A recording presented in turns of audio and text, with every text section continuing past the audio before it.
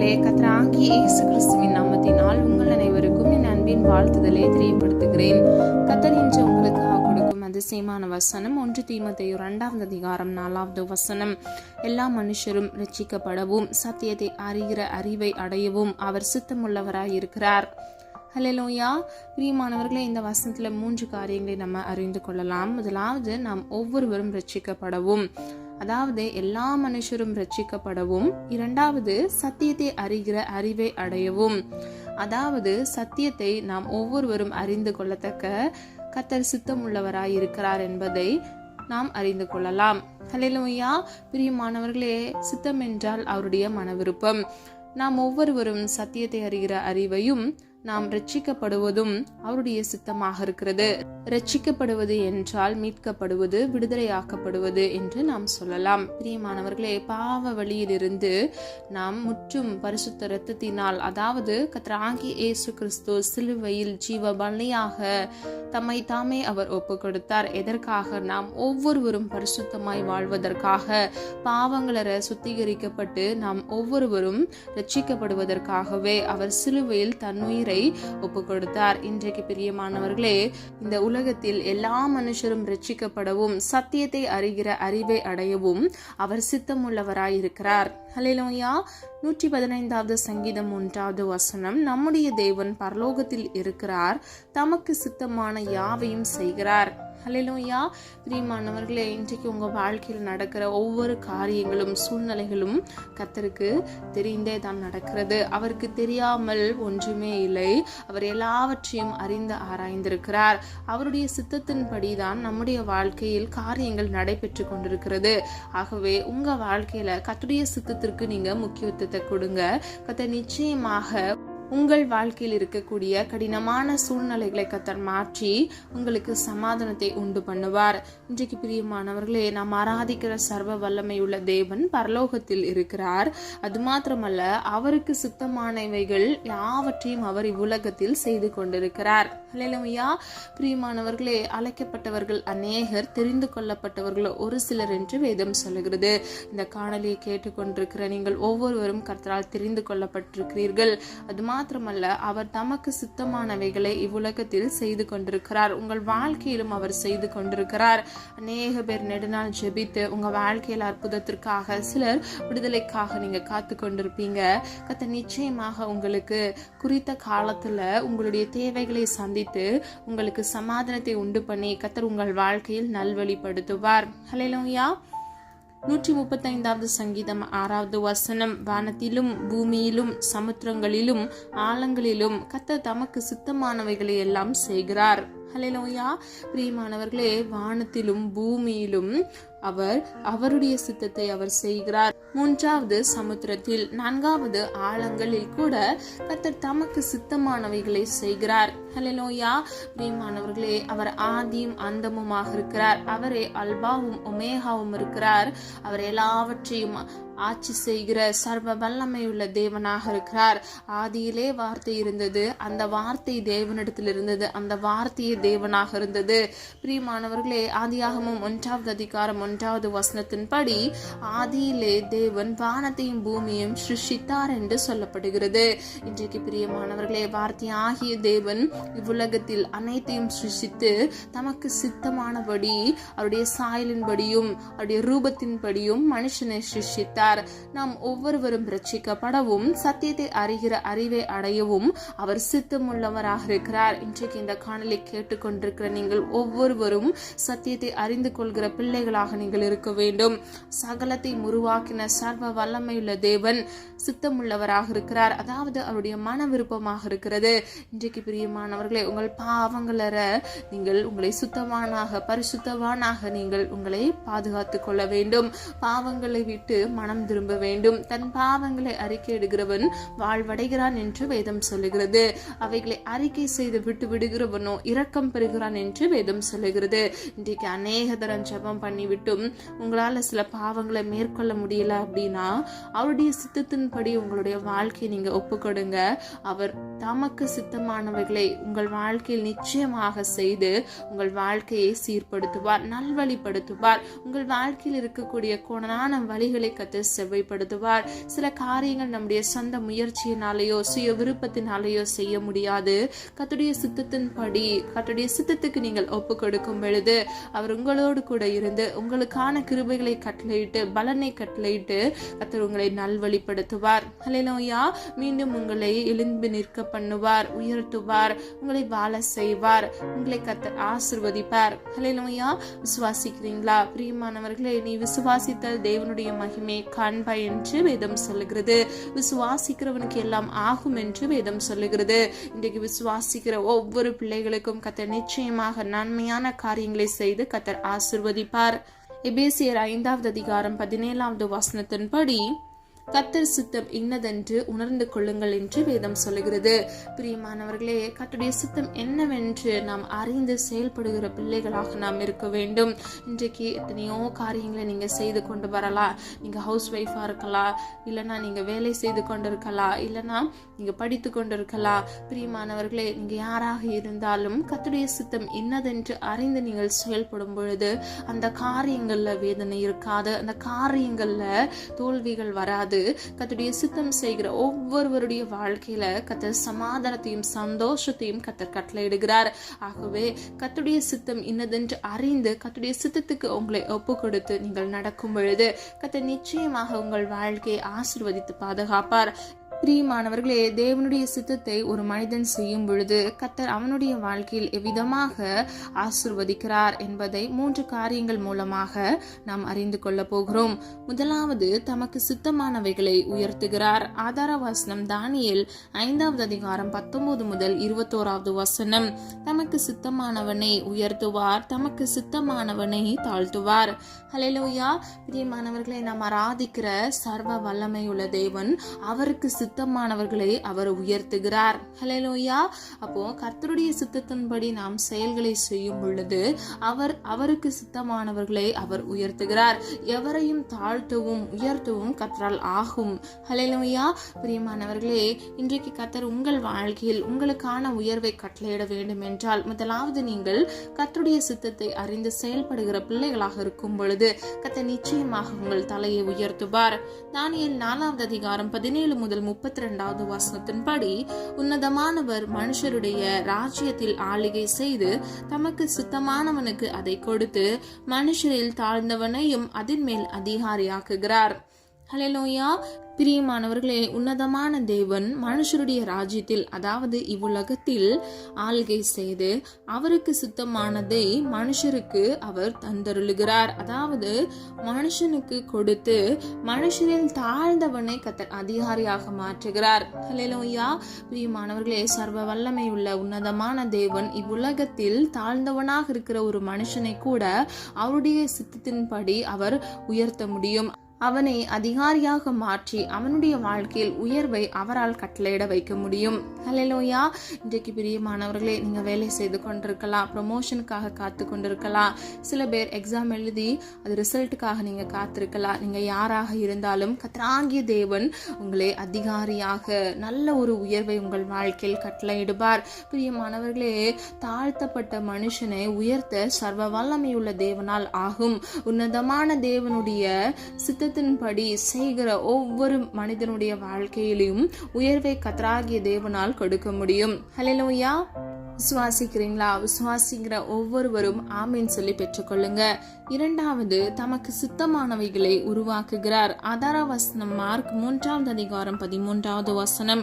இயேசு ஒரு மலையின் மேல் ஏறி தமக்கு சித்தமானவர்களை தம்மிடத்தில் வரவழைத்தார். ஹல்லேலூயா. பிரியமானவர்களே, இந்த வசனத்தின்படி கர்த்தராகிய இயேசு கிறிஸ்து மலையின் மீது ஏறி சீஷர்களை அவரிடத்தில் வரும்படியாக அவர் குறித்தவர்கள், அதாவது அவருக்கு சித்தமான மன விருப்பத்தின்படி தெரிந்து கொண்ட மனுஷர்களை மாத்திரமே அவரண்டையில் வரவழைத்திருக்கிறார். அது மாத்திரமல்ல, கர்த்தர் தெரிந்து கொண்ட சீஷர்களின் எண்ணிக்கை 12 இருந்தது. அந்த 12 பேரை கர்த்தர் அவரிடத்தில் அழைத்தார். ஹல்லேலூயா. பிரியமானவர்களே, சீஷர்கள் ஒவ்வொருவரும் ஒவ்வொரு பணியில் இருந்தார்கள். பேதுரு மீன் பிடிக்கிறவராயிருந்தார். யாக்கோபு மீன் பிடிக்கிறவராய் இருந்தார். இன்னும் சில பேர் சில பணிகளை செய்து கொண்டிருந்தாங்க. கர்த்தர் அவர்களை அழைக்கும் பொழுது அவர்களை தெரிந்து கொண்டு அவருக்கு சித்தமானபடி அவர்களை அழைத்து அவர்களை சீஷர்களாக உருவாக்கினார். பிசாசுகளை துரத்த அதிகாரங்களே சீஷர்களுக்கு கர்த்தர் கொடுத்தார். இன்றைக்கு நம்மை கூட கர்த்தர் அழைத்ததற்கு ஒரு நோக்கம் இருக்கிறது, நம்மை உருவாக்கினதற்கு ஒரு நோக்கம் இருக்கிறது. பிரியமானவர்களே, எப்படி சீஷர்களை அழைத்தாரோ நம்மையும் கர்த்தர் ஊழியத்திற்காக அழைக்கிறார். அவருடைய பணிகளை செய்ய கர்த்தர் விருப்பம் கொள்கிறார். நாம் ஒவ்வொருவரும் உலகத்தின் கடையாந்திரம் வரையிலும் அவருடைய சுவிசேஷத்தை நாம் பிரசங்கிக்க வேண்டும் என்பதே நம்மேல் விழுந்த கடமையாக இருக்கிறது. ஹல்லேலூயா. பிரியமானவர்களே, ஆகவே நீங்கள் ஒவ்வொருவரும் உங்களால் இயன்ற மட்டும் நீங்கள் வேலை செய்கிற ஸ்தலங்கள்ல, நீங்க படிக்கிற ஸ்கூல் காலேஜ்ல கர்த்தருடைய நாமத்தை நீங்கள் சொல்லி பிரஸ்தாபம் பண்ணுகிற பிள்ளைகளாகவும் சுவிசேஷத்தை பகிரங்கமாக பிரசங்கிக்கிற பிள்ளைகளாகவும் நீங்கள் காணப்பட வேண்டும். ஹல்லேலூயா. பிரியமானவர்களே, அவருடைய சித்தத்தின்படி செய்ய நீங்கள் முற்படும் பொழுது கர்த்தராகிய தேவன் உங்களை உருவாக்கி உங்களுக்கு நன்மையானதை கட்டளையிடுவார். மத்தேயு 18:14 இந்த சிறியரில் ஒருவனாகிலும் கெட்டு போவது பரலோகத்தில் இருக்கிற உங்கள் பிதாவின் சித்தம் அல்ல. ஹல்லேலூயா. பிரியமானவர்களே, அந்நியர்கள் அநேக பேர் இருக்கிறாங்க, கர்த்தரை அறிந்து கொள்ளாத மனிதர்கள் அநேக பேர் இருக்கிறாங்க, புறஜாதிகள் இருக்கிறாங்க. இவர்கள் எல்லாம் ஜீவனுள்ள தேவனை நாம் எப்படி நாம் ரட்சிக்கப்பட்டு மனம் திரும்பினோமோ அதே போல இவர்கள் ஒவ்வொருவரும் மனம் திரும்ப வேண்டும் என்பதே பிதாவாகிய தேவனுடைய சித்தமாக இருக்கிறது. ஒருவரும் கெட்டு போவது அவருடைய சித்தமே அல்ல. இந்த சிறியரில் ஒருவனாகிலும் கெட்டு போவது பரலோகத்தில் இருக்கிற உங்கள் பிதாவின் சித்தம் அல்ல என்று இந்த வசனத்தின்படி நாம் அறிந்து கொள்ளலாம். இன்றைக்கு பிரியமானவர்களே, உங்களால் இயன்ற மட்டும் சுவிசேஷத்தை பிரசங்கிங்க. இதுவே பிதாவின் சித்தத்தில் ஒன்றாக இருக்கிறது. ஆகவே ஒருவரும் கெட்டு போகாமல் நித்திய ஜீவனை அடைந்து கொள்ளத்தக்க உங்களால் இயன்ற சுவிசேஷ பணிகளை நீங்க செய்ய முற்படுங்க. கர்த்தராகிய தேவன் அவருடைய நாமத்தை உயர்த்துகிற உங்கள் ஒவ்வொருவரையும் நிச்சயமாக ஆசீர்வதிப்பார். ஒருவேளை உங்களுக்கு எப்படி பேசணும், சுவிசேஷத்தை சொல்லணும் அப்படின்னு சொல்லி உங்களுக்கு தெரியலனா கூட நீங்க ஜெபிங்க. அதிகமாக ஜெபித்து கர்த்தரிடத்திலிருந்து அந்த ஞானத்தை பெற்றுக்கொண்டு அவர் கொடுக்கிற தைரியத்தின்படி பலத்தின்படி நீங்க சுவிசேஷத்தை தைரியமாக பிரசங்கிங்க. கர்த்தர் நிச்சயமாக உங்களோடு கூட இருந்து கர்த்தர் உங்களை பாதுகாப்பார். பிரியமானவர்களே, பிதாவின் சித்தம் செய்கிற ஒவ்வொருவரையும் பிதா ஆசீர்வதிக்கிறார். ஹல்லேலூயா. அப்போஸ்தலர் 9:6 ஆண்டவரே, நான் என்ன செய்ய சித்தமாய் இருக்கிறீர்? ஹல்லேலூயா. இதை பவுல் கர்த்தரிடத்தில் கேட்கிறார். பிரியமானவர்களே, நாமும் பவுலை போல கர்த்தருடைய சித்தத்தை கேட்டு செயல்படுகிற பிள்ளைகளாக இருக்க வேண்டும். அவருடைய சித்தம் செய்கிற ஒவ்வொருவரையும் கர்த்தர் ஆசீர்வதிக்கிறார். நம்முடைய வாழ்க்கையில் வேதனை இருக்காது, பிரச்சனைகள் இருக்காது. ஒரு திருமண காரியமா இருக்கலாம், இல்லைன்னா உங்களுடைய ஹையர் எஜுகேஷன் படிப்பு காரியங்களா இருக்கலாம். இங்க எந்த நபராக இருந்தாலும், இல்லைன்னா ஒரு வீடு கட்டுமான பணியில நீங்க வீடு கட்டணும்னு ஆசைப்பட்டு நீங்க செயல்பாடுகளை செய்து கொண்டிருக்கலாம். யாராக இருந்தாலும் பிரியமானவர்களே, கர்த்தருடைய சித்தத்தை செய்ய கர்த்தருடைய பாதத்தில் அமர்ந்து அவருடைய சித்தத்தை கேட்டு நீங்கள் செயல்படும் பொழுது கர்த்தர் நிச்சயமாக உங்களை ஆசீர்வதிப்பார்.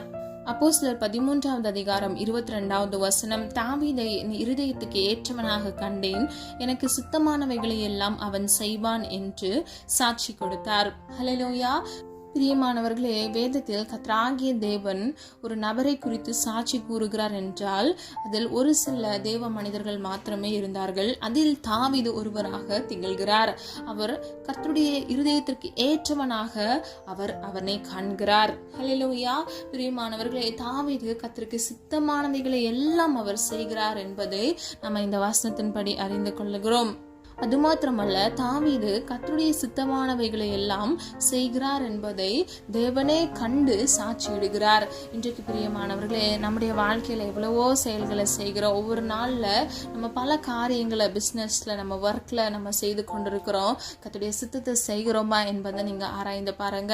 என் வாழ்க்கையில கஷ்டம் இருக்கு சிஸ்டர், எனக்கு இவ்வளவு கடன் இருக்கு சிஸ்டர், என்னோட பிசினஸ் கரெக்டா ரன் ஆக மாட்டேங்குது, நான் நினைச்சு ஒரு இன்வெஸ்ட்மெண்ட் போட்டேன், அதனால எடுக்க முடியல, நஷ்டத்துல போய் இருக்குது, நான் ஒரு வேலையில ஜாயின் பண்ணேன், எனக்கு இன்க்ரிமெண்டே வரல, எனக்கு ஒரு பதவி உயர்வே கிடைக்கல, இல்லைன்னா உங்க குடும்பத்துல ஒரு அங்கீகாரம் கிடைக்கல, நான் நம்பி அந்த இடத்துல நான் வாழ போனேன், ஆனா என்னை யாருமே மதிக்கல அப்படின்னு சொல்லிட்டு நீங்க பல விதமான பிரச்சனைகளை நீங்க சிக்கி தவித்து கொண்டிருக்கலாம். பிரியமானவர்களே, தாவீதை போல கர்த்தருடைய இருதயத்திற்கு ஏற்றவனாக நீங்க இருக்கிறீங்களா? அவருடைய சித்தத்தின்படி அவருடைய சித்தத்தை அறிந்து செயல்பட்ட பிள்ளைகளாக நீங்க இருக்கிறீங்களா அப்படின்னு சொல்லி நீங்க ஆராய்ந்து பாருங்க. இன்றைக்கு நீங்க சித்தத்தை செய்யாம இல்லாமல் நீங்கள் கஷ்டப்பட்டு கொண்டிருக்கலாம். இனிமேல் நான் என்ன செய்யணும் அப்படின்னு சொல்லி நீங்கள் கேட்டிங்கன்னா, நீங்கள் கர்த்தருடைய சமூகத்தில் அமர்ந்து நீங்கள் பாவறிக்கைகளை செய்து சுயசுத்தம் செய்த தவறுகளை ஒப்பு கொடுத்து நீங்கள் மனம் திரும்புங்க.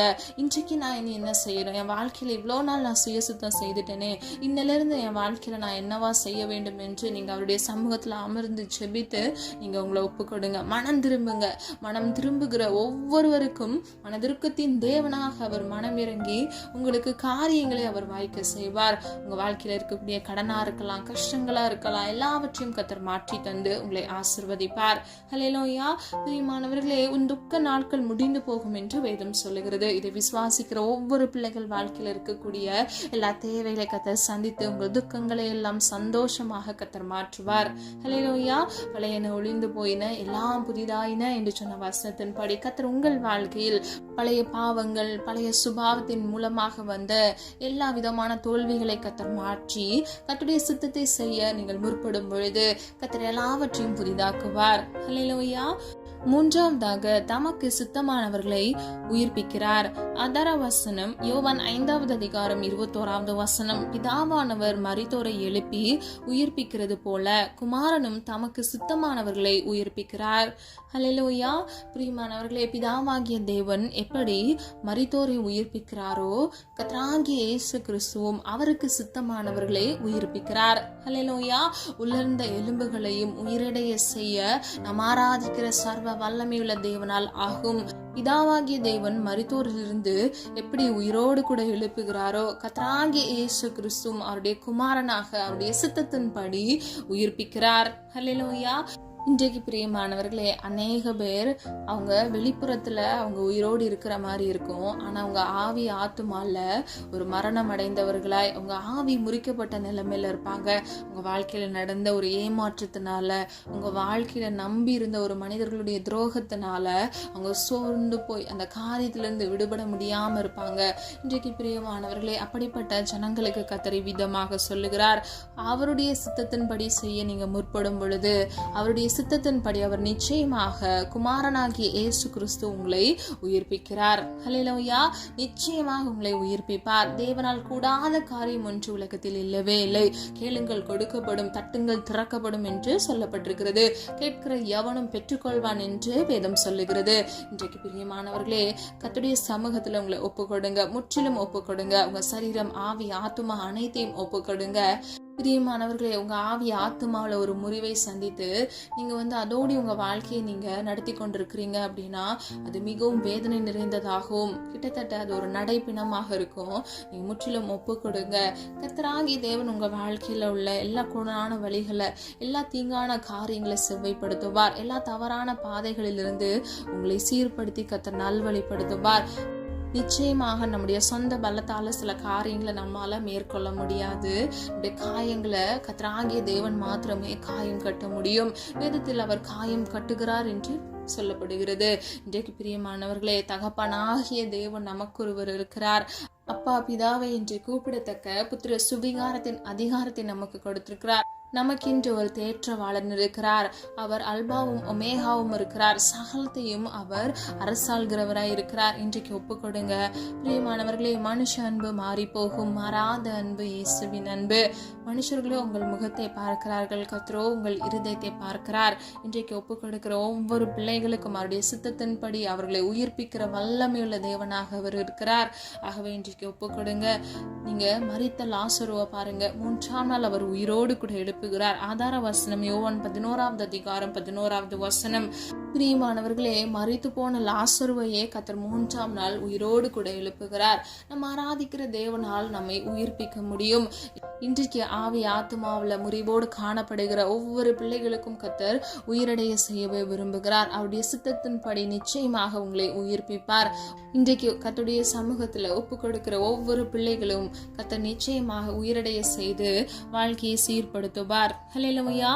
மத்தேயு 8வது அதிகாரம் 3வது வசனம், அப்பொழுது குஷ்டரோகி ஒருவன் வந்து அவரை பணிந்து, ஆண்டவரே, உமக்கு சித்தமானால் என்னை சுத்தமாக்க உம்மால் ஆகும் என்றான். இயேசு தமது கையை நீட்டி அவனை தொட்டு, எனக்கு சித்தம் உண்டு, சுத்தமாக என்றார். உடனே குஷ்டரோகம் நீங்கி அவன் சுத்தமானான். ஹல்லேலூயா. பிரியமானவர்களே, நல்ல கவனிங்க. முதலாவது அந்த குஷ்டரோகி கத்திடத்துல வந்து பணிந்து, அதாவது அவன் தாழ்த்துகிறான், ஒப்பு கொடுக்கிறான். அது மாத்திரமல்ல, அவன் விசுவாசத்தோடு அறிக்கை பண்ணுகிறான். விசுவாசத்தில் 2 வகை இருக்கிறது. முதலாவது நம்ம இருதயத்துல விசுவாசிக்கிறது, இரண்டாவது அதை வாயினால் அறிக்கை செய்வது. இதை இரண்டையும் அவன் செய்கிறவனா இருக்கிறான். இன்றைக்கு அநேக மனிதர்கள் இருதயத்துல விசுவாசிக்கிறேன்னு வாயினால அவங்க கன்ஃபர்ஸ் பண்ண மாட்டாங்க, அவங்க அறிக்கை பண்ண மாட்டாங்க. அவங்க இஷ்டத்துக்கு அவங்க விசுவாசிக்கிறேன் அப்படின்னு சொல்லிட்டு அவங்க வாழ்க்கையை வாழ்ந்து கொண்டிருப்பாங்க. நீங்க அப்படிப்பட்டவங்களா இருக்கக்கூடாது. விசுவாசிக்கிறீங்களா? அவங்க இருதயத்துல மனப்பூர்வமாய் விசுவாசிங்க. ஒரு துளி அவிசுவாசம் இல்லாதபடிக்கு முற்றிலும் கர்த்தருடைய சமூகத்துல உங்களை பணிந்து உங்களை ஒப்பு கொடுத்து நீங்க விசுவாசிங்க. இரண்டாவது, அதை வாயினால் அறிக்கை பண்ணுங்க. எப்படி இந்த குஷ்டரோகி வாயினால் அறிக்கை பண்ணினாரோ, உமக்கு சித்தமானால் என்னை சுத்தமாக்க உம்மால் ஆகும் என்கிறார். அதாவது விசுவாசத்தில் அறிக்கைகளை ஏறெடுக்கிறார். உம்மால் ஆகும் என்று முற்றிலும் நம்பி விசுவாசத்தோடு இந்த வார்த்தைகளை அவர் சொல்லுகிறார். உடனே இயேசு தமது கையை நீட்டி அவனை தொட்டு, எனக்கு சித்தம் உண்டு, சுத்தமாக என்றார். ஹல்லேலூயா. பிரியமானவர்களே, வேதத்துல கர்த்தருடைய சொந்த இடத்துல அவிசுவாசப்பட்டு மனுஷர்கள் காணப்பட்டதுனால அந்த இடத்துல அநேக அற்புதங்களை அவரால் செய்ய முடியாதபடிக்கு அவர் அவ்விடம் விட்டு மறைந்து போய்விட்டார் என்று சொல்லப்படுகிறது. ஆனா இந்த குஷ்டரோகிக்குள்ளேயோ விசுவாசம் காணப்பட்டது. அவன் குஷ்டரோகியாக இருந்த பொழுதும் கர்த்தருடைய சமூகத்துக்கு வந்து, அதாவது அவர் இருக்கிற இடத்திற்கு வந்து தன்னை பணிந்து, உமக்கு சித்தமானால் என்னை சுத்தமாக்க உம்மால் ஆகும் என்று விசுவாசிக்கிறான். அதாவது விசுவாசத்து மாத்திரமல்ல, அவன் அறிக்கை செய்கிறான். இன்றைக்கு பிரியமானவர்களை, இந்த காணொளியை கேட்டுக்கொண்டிருக்கிற நீங்கள் ஒவ்வொருவரும் அவருடைய சித்தத்தின்படி செய்ய முற்படுங்க. அவருடைய சித்தத்தின்படி நான் செய்ய வேண்டும் என்று நீங்க முதலாவது கன்ஃபர்ஸ் பண்ணுங்க, அறிக்கையிடுங்க, ஒப்பு கொடுங்க. அதை செய்ய நீங்க விருப்பத்தோடு நீங்க காணப்படுங்க. கர்த்தர் நிச்சயமாக அவருடைய சித்தத்தை உங்களுக்கு தெரியப்படுத்தி உங்களை வழிநடத்துவார். பிரியமானவர்களே, நீங்க விசுவாசிக்கிறவங்களா? இருதயத்துல மட்டும் சொல்லிக்கொண்டு நீங்க ஜெபத்தை ஏறெடுக்காதபடிக்கு விசுவாசித்து வாயினால் அறிக்கை செய்து அந்த செயல் மூலமாக அந்த விசுவாசத்தை வெளிப்படுத்தி நீங்கள் முதலாவது கர்த்தருடைய சித்தத்துக்கு செய்ய உங்களை ஒப்புக்கொடுங்க. விசுவாசிக்கிறேன் என்று அறிக்கை செய்யுங்க. கர்த்தர் நிச்சயமாக உங்களை ஆசீர்வதிப்பார். பிரியமானவர்களே, 3 விதமான காரியங்களை இன்றைக்கு நம்ம அறிந்து கொண்டோம். அவருடைய சித்தத்தின்படி நம்மை உருவாக்குகிறார், அவருடைய சித்தத்தின்படி நம்மை உயர்த்துகிறார். அது மாத்திரமல்ல, அவருடைய சித்தத்தின்படி நம்மை உயிர்ப்பிக்கிறார். எப்படி அந்த குஷ்டரோகிக்கு கர்த்தர் விடுதலை கொடுத்து அவனுடைய குஷ்டரோகம் நீங்கி அவன் சுத்தவானாக அவன் விடுதலை பெற்றானோ, இன்றைக்கு உங்க வாழ்க்கையில் இருக்கக்கூடிய கடன்கள், வியாதிகள், எல்லா பிரச்சனைகள், வீட்டுல குடும்பங்கள் இருக்கக்கூடிய எல்லா சண்டை பிரச்சனைகள், காரியங்களை கர்த்தர் மாறுதலாக முடிய பண்ணுவார். உங்கள் பிசினஸை கர்த்தர் ஆசீர்வதிப்பார். கர்த்தரால் செய்யக்கூடாத அதிசயமான காரியம் ஒன்றுமில்லை. பிரியமானவர்களே, அவரால் எல்லாம் ஆகும். ஹல்லேலூயா. விசுவாசிக்கிறீங்களா? காற்றையும் கடலையும் கூட அவர் அதட்டினார். எண்ணற்ற அற்புதங்களை அவர் செய்திருக்கிறார் என்று வேத வசனத்தின் சத்தியத்தின்படி நாம் அறிந்து கொள்கிறோம். இன்றைக்கு பிரியமானவர்களே, விசுவாசிக்கிற ஒவ்வொரு பிள்ளைகளுக்கும் கர்த்தர் நன்மையானதை கட்டளையிடுவார். சித்தமானதை நீங்கள் செய்ய முற்படும் பொழுது கர்த்தர் நிச்சயமாக உங்களை ஆசீர்வதிப்பார். ஹல்லேலூயா. நம்ம எல்லாரும் ஒரு மனதாக இணைந்து விசுவாசத்தோடு ஜெபிப்போமா? அன்பின் பிதாவே, அப்பா, எங்களை மது கரத்தில் ஒப்பு கொடுக்கிறோம். அறிந்து மறியாமல் செய்த தவறுகளை மன்னிங்க. குற்றங்கள் குறைகள் உண்டாப்பா, தயவாய் மன்னிங்க. உம்முடைய சித்தத்தின்படி அப்பா நாங்கள் செய்ய காரியங்களை நடப்பிக்க கர்த்தர் எங்களுக்கு கிருபை கொடுங்கப்பா. உம்முடைய சமூகத்தில் தாழ்த்துகிற ஒவ்வொரு பிள்ளைகளும் ஆண்டவரே உம்மிடத்தில் ஒப்பு கொடுத்து அப்பா உம்முடைய சித்தத்தை அறிந்து கொள்ள பிரயாசப்படுகிற ஆசைப்படுகிற ஒவ்வொரு பிள்ளைகளுக்கும் அப்பா உம்முடைய சித்தத்தை வெளிப்படுத்தி பிள்ளைகளை வழிநடத்துங்க. பிள்ளைகள் வாழ்க்கையில சுய சித்தம் செய்தது நிமித்தமாக அனுபவிக்கிற எல்லா பிரச்சனைகள், போராட்டங்களை கர்த்தர் மாற்றி பிள்ளைகளுக்கு நன்மையானதை கட்டளையிடுங்கப்பா.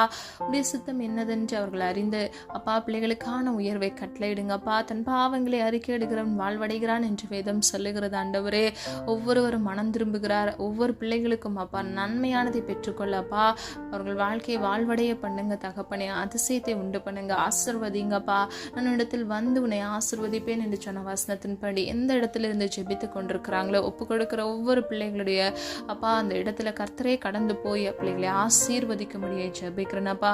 நல்ல சுகபலன் ஆரோக்கியத்தை கட்டளையிடுங்க தகப்பனே. அப்பா பிள்ளைங்களுடைய வாழ்க்கையில் அப்பா உம்முடைய சித்தம் பரிபூர்ணமாய் நிறைவேறட்டும் ஆண்டவரே. அப்பா பிள்ளைகளுடைய வாழ்க்கையில் இருக்கக்கூடிய கோடலான பகுதிகளை செவ்வையாக மாற்றுங்க ஆண்டவரே. கர்த்தரே உன்னத தேவனாக பிள்ளைகளுடைய தேவைகளை கர்த்தர் சந்தித்து பிள்ளைகளை ஆசீர்வதித்து வழிநடத்தி பாதுகாத்துக் கொள்ளும்படியாய் ஜெபிக்கிறோம் அப்பா. ஒன்றுமில்லாத இடத்தில் ஒன்றை உருவாக்க வல்லமையுள்ள தேவன் நீரல்லவா தகப்பனே. உம்மால் எல்லாம் ஆகும் அப்பா. மனுஷனால் இது கூடாததுதான். உம்மால் எல்லாம் ஆகும் ஆண்டவரே. அப்பா, எல்லாரும் ரட்சிக்கப்படவே நீ சித்தமுள்ளவராய் இருக்கிறீரப்பா. இந்த காணலை கேட்டுக்கொண்டிருக்கிற குடும்பத்தில் ரட்சிக்கப்படாதபடிக்கு ரட்சிக்கப்பட்ட பிறகும் பின்மாற்றத்தில் இருக்கக்கூடிய ஒவ்வொரு பிள்ளைகளுக்காக ஜெபிக்கிறேன் ஆண்டவரே. அப்பா, மனம் திரும்ப இயேசுவின் நாமத்தினால் கிருபை செய்யுங்க. எல்லா பாவ அடிமைத்தனத்திலிருந்து விடுதலை இயேசுவின் நாமத்தினால் கட்டளையிடுங்க. இந்த காணலை கேட்டுக்கொண்டிருக்கிற ஒவ்வொரு பிள்ளைகளுடைய குடும்பங்கள் அப்பா ஆண்டவரே விடுதலையாக கர்த்தர் கிரியை செய்வீராக. குமாரன் விடுதலையாக்கினால் மெய்யாகவே விடுதலையாவீர்கள் என்று வேதம் சொல்லுகிறது அப்பா. எல்லாம் வியாதி என்கிற சிறையிருப்பில் கடன் என்ற சிறையிருப்பில் இருந்து ஒரு விடுதலை இயேசுவின் நாமத்தினால் கட்டளையிடுங்கப்பா. பிரயாசப்படுகிற ஒவ்வொரு பிள்ளைகளுக்கும் நன்மையை சுதந்திரித்துக் கொள்ள கர்த்தர் கிருபை செய்யுங்கப்பா. உடைய சித்தத்தை செய்தப்பா ஆண்டவரே உமக்கு பிரியமானபடி வாழ்ந்து ஆசீர்வாதத்தை பெற்றுக்கொள்ள சுதந்திரிக்க இயேசுவின் நாமத்தினால் கிருபை செய்யுங்க தகப்பனே.